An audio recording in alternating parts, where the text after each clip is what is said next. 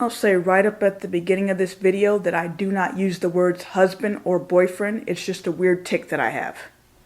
I got married in 2010. When me and my guy got married, we had discussed having 2 children. When we got married, I had thousands of dollars of credit card debt that had just accumulated over the years and I had neglected to pay them off. So I took a year and busted my butt and got them all paid off. So when I got everything paid off, I was like, okay, we're in a pretty good spot right now. Why don't we start trying?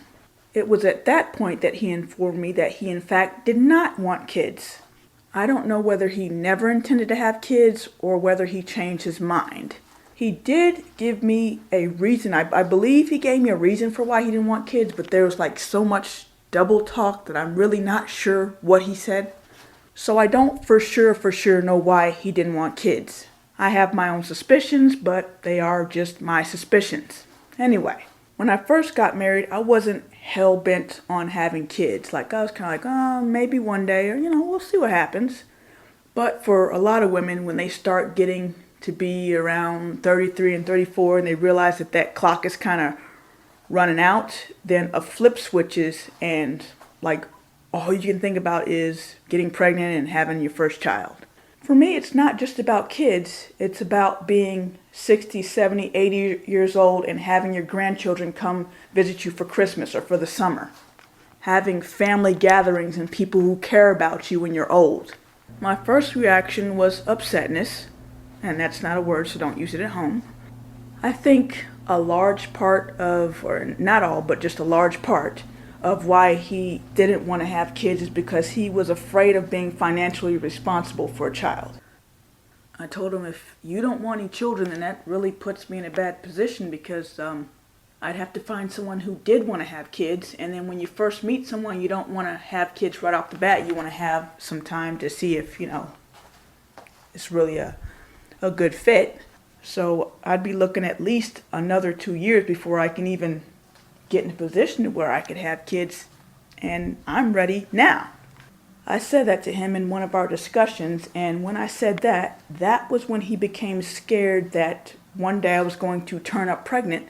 And for those of you who don't know, if you're married to a woman, if she becomes pregnant, it doesn't matter who the father of the baby is. The husband is financially and legally responsible for that child. Even if you take a paternity test and it's proven that the child is not genetically yours, it's still yours. So that's when he asked for a divorce. And he begged and begged and begged and begged and begged. He did not want to be responsible for a child. He would even threaten, if you get pregnant, then I'll just leave the country and never come back.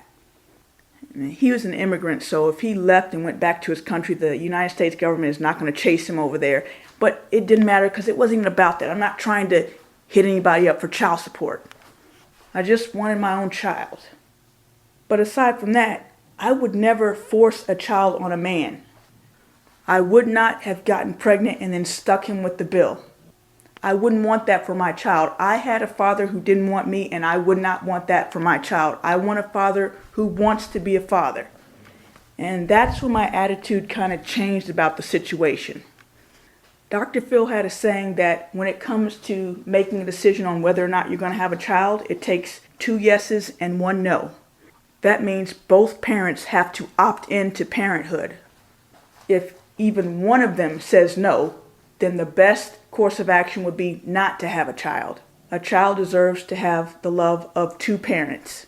So at the end of the day, even though it kind of sucks, it was a blessing in disguise because it was better that he tell me he didn't want children than to just go ahead and have the children and then neglect them or walk out on them later.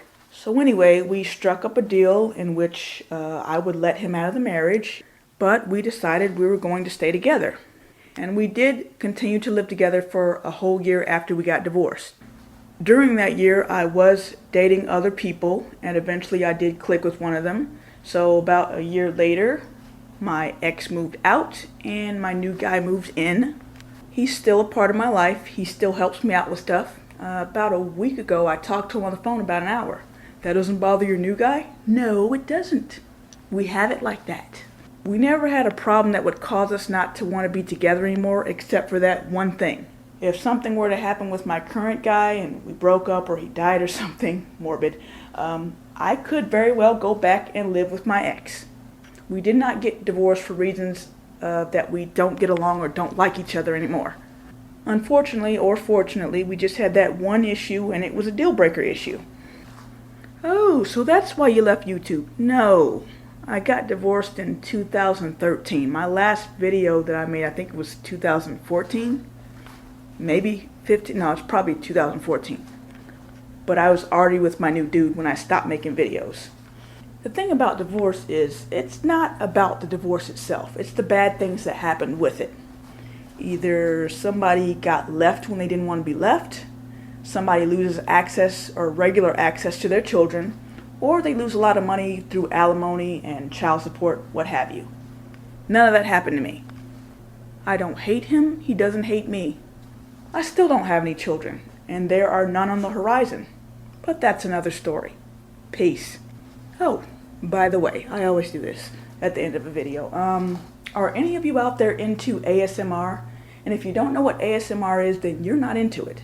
But if you are, hit me up because I've got a channel for you. Me and my dude, we make ASMR videos together. So if you're into that, let me know. If you're not, skip it. ASMR videos don't make sense to people who aren't into ASMR. Is crad a word? Crab? No, crad. I don't know. Why would that be a word? Why would it not be a word? What kind of word is that? What do you mean? Crad. Okay, it's saying I can get more than this, so I'm going to have to try and get more than this. Is curad a word? What the fuck is that? I'm gonna say no. Okay.